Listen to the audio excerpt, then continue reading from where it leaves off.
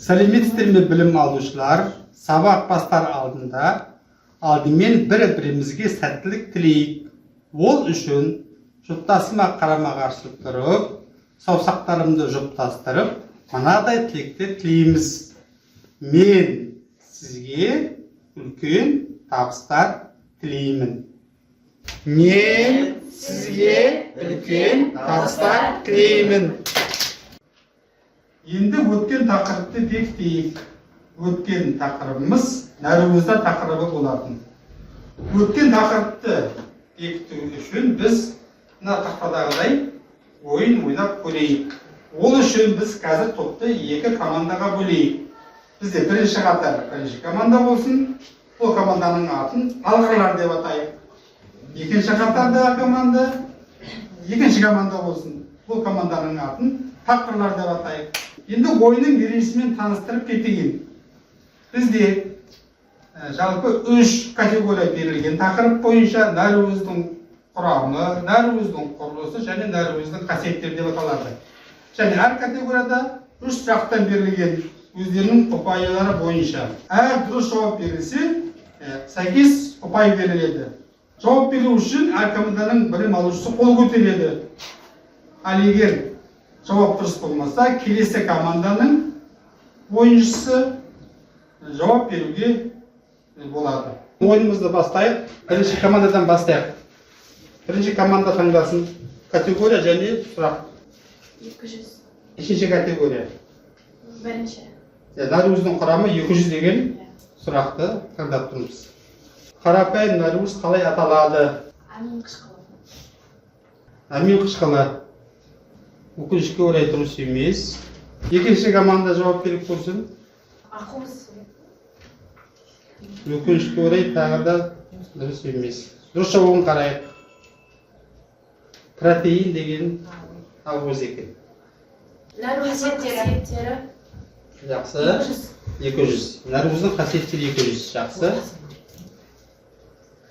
Қандай сапалық реакция арқылы нәруыздың құрамындағы пептидтік байланыстарды анықтайды? Айта ғой. Бюрет реакциясы. Қараймыз.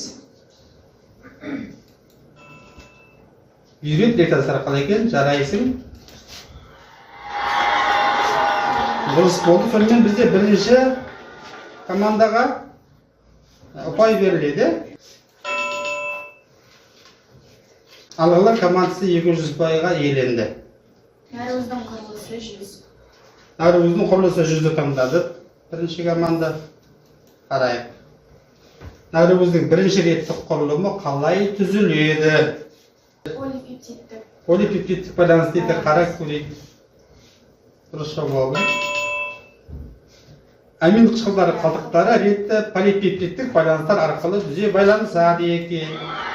Жақсы, жарайсыңдар. Дұрыс болды. Сонымен тағы да алғылар командасына 100 ұпай берілді. Нәруыздың құрамы 100. Нәруыздың құрамы 100. Нәруыздың құрамында негізінен қандай атомдар кіреді? Жауап берейік. Көміртек, сутек, оттек, азот.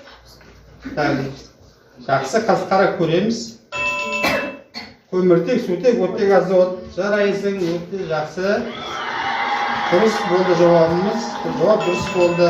Тағы да алғылар командасына ұпай кетті. Нәруыздың қасиеттері 100.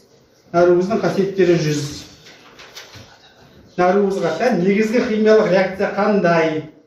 Нәруыз гидролизі нәруыздың маңызды қасиеті, яғни оның қышқылы функция сетілік гидролиздеу қышқылы. Жақсы, қарап көреміз. Дұрыс жауапты. Нәруыздың гидролизі жақсы, жарайсыңдар. Жауап дұрыс болды. Тағы да алғылар командасы ұпай беріліп тұр. Тақылар командасы ойланайық, шаратылайық, жауап берейік. Жақсы ма? Нәруыздың құрылысы 200. Нәруыздың құрылысы 200 қарайық. Суретте нәруыздың нешінші құрылымы көрсетілген? 4-ші рет. 4-ші реттік құрылымы. Дұрыс жауапты қарайық. 4-ші реттік құрылымы. Жақсы, міне сонымен тақылар командасының алғашқы ұпайы берілді 200 ұпай. Жақсы, жарайсыңдар. әрмен қарай жалғастырайық ойынымызды. Нәруыздың құрамы 300. Нәруыздың құрамы 300. Нәруыз молекуласы қандай заттардан түзіледі? Күкірт, фосфор, темір. Өкінішке орай о туралы айтып кеттік, ол атомдар туралы кетті. Бізде молекуласы туралы айтылған, иә? Амин қышқылдарының қоспасы. Амин қышқылдарының қоспасы дейді. Қарап көрейік. Альфа амин қышқылдары. Жақсы, қабылдаймыз. Альфа амин қышқылдары қабылдайық. Сонымен ұпай тағы да алғылар командасына кетті. Біздің құрылысы 300. Нәруыздың құрылысы 300. Қандай? Нәруыздың 3-ші реттік құрылымында қосымша қандай байланыстар түзіледі? Алғылар командасы жауап берейік. Дисульфидтік байланыстар арқылы түзіледі дейді. Қазір қарап көреміз. Дұрыс жауап алды. Дисульфидтік күрделі эфирлік байланыстар. Жақсы, қабылдаймыз, қабылдайық. Жарайсыңдар. Күрделі эфирлік байланыстарды қосу керек еді. Сонымен бізде алғылар командасына тағы да ұпай кетті, 300 ұпай. Жақсы. Енді соңғы нәруыздың қасиеттері дегенде 300 ұпайлық қалды. Бізде соны қарап көрейік, соңғы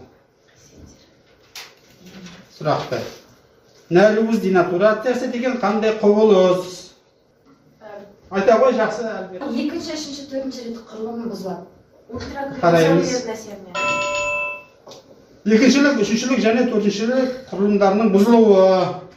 Жақсы, қабылдаймыз. Жақсы, сонымен бүгінгі сайыста қай команда жеңімпаз екенін қарайық. Сонымен бүгінгі сайыста алғылар командасы жеңіске жетті. Жарайсыңдар. Білім алушылар. Сонымен, құрметті білім алушылар, біз нәруыздар тақырыбын теориялық тұрғыдан бекіттік. Енді бүгін осы тақырыпты практикалық тұрғыдан бекітетін боламыз. Сонымен бүгінгі сабақтың тақырыбы нөмірі 12-ші практикалық сабақ нәруыздардың түсті реакциялары деп аталады. Дәптерімізге тақырыпты жазып аламыз. Енді бүгінгі сабақтың мақсатына оралайық. Бүгінгі сабақтың мақсаты сіздердің нәруыздар туралы алған білімдеріңізді практикалық тұрғыдан бекіту болып табылады. Біз бүгінгі сабақты төмендегі критерийлер бойынша бағалайтын боламыз. Білім алушы нәруыздардың химиялық қасиеттерін ажырата алады. Нәруыздардың химиялық қасиеттерін практикалық тұрғыдан дәлелдей алады. Нәруыздардың химиялық қасиеттерін олардың құрылысымен байланыстыра алады деген критерийлер бойынша бағалаймыз.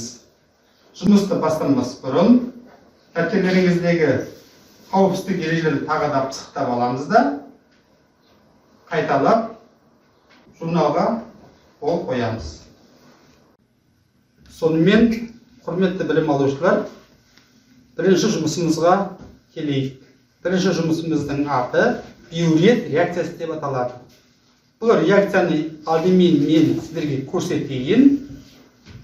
Содан кейін сіздер өздеріңіз осы реакцияны жасап көретін боласыздар. Және жұмыс нәтижесі бойынша қорытынды шығарасыздар. Ең алдымен сынау аламыз да, осы сынауға 10 шақты тамшы нәруыздың судағы ерітіндісін құямыз.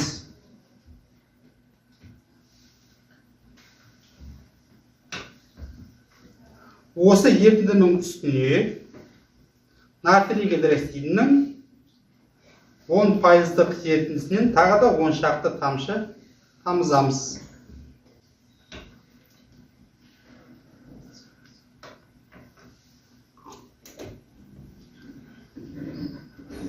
Және соңынан мұз сульфатының 1% ерітіндісін бірнеше тамшы тамызып көрейік. Қандай өзгерістер байқағанымызды анықтайық. Қандай өзгерістер байқалды? Соған назар аударайық. Жақсы, сонымен білім алушылар бірінші жұмысты бастайық. Ол үшін сынауықты аламыз. Осы сынауықтың ішінде 10 шақты тамшы нәруыз ерітіндісін құямыз.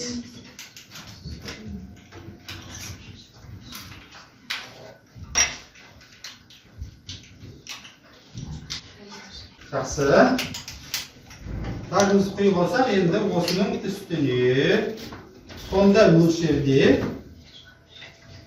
яғни 10 шақты тамшы натрий гидроксидінің 10% ерітіндісін құямыз.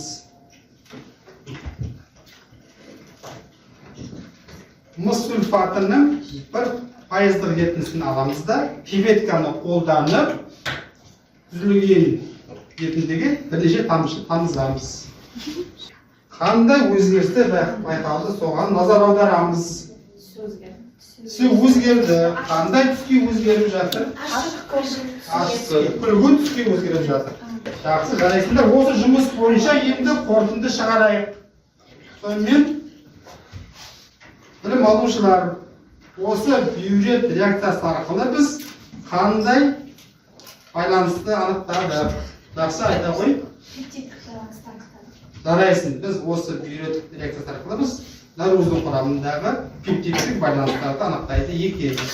Міне осы қорытындыны қазір болғасын дәптерге жазып аламыз. Енді білім алушылар, келесі екінші жұмысымызға көшейік. Екінші жұмыстың атауы ксантопротеин реакциясы деп аталады. Бұл жұмысты біз қауіпсіздік ережелерін сақтай отырып, сорғыш шкафтың астында жасайтын боламыз.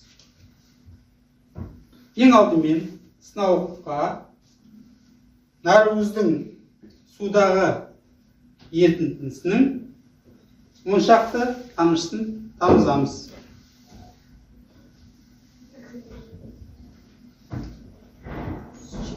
Осы ерітіндіге абайлап концентрал азот қышқылының бірнеше тамшысын тамызып көреміз.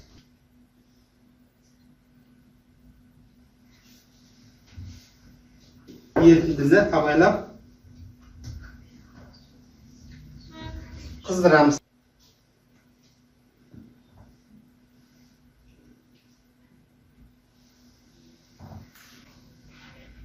Қандай өзгерістер байқалып жатыр, соған тағы да назар аударамыз.